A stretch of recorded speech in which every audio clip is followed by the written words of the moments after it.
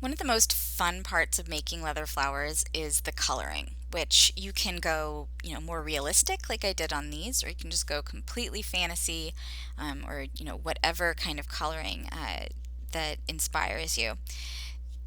When it comes to what you're going to use to color your leather, fortunately you have a ton of different options.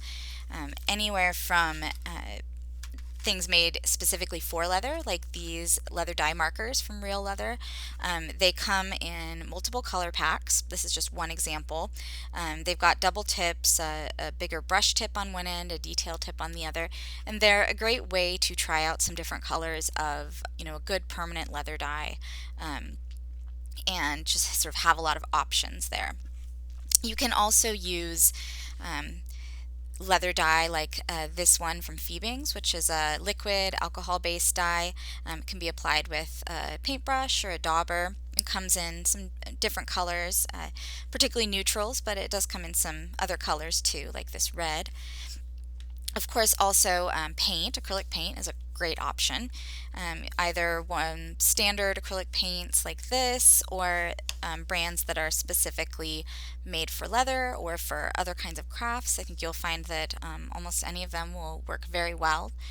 And the only thing to keep in mind with the acrylic paint, and this sunflower was painted with acrylic, so you can kind of see how it looks.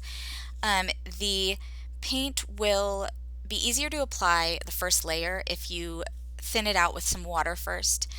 You can apply it all like that too if you want more of a watercolor look, but because the leather will absorb some of the water, the first layer just goes on a lot more easily if you thin it out and dilute it a little bit before you put on subsequent layers.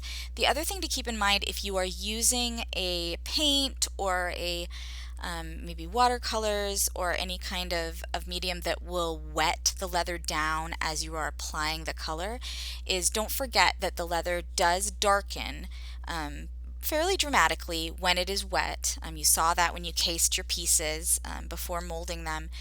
So if you find that you're doing lighter colors and they just look very dark or very brownish when you first apply them, don't worry, because when that underlying leather dries, it will absolutely brighten up, sometimes way more than you even expect. And it also tends to even out.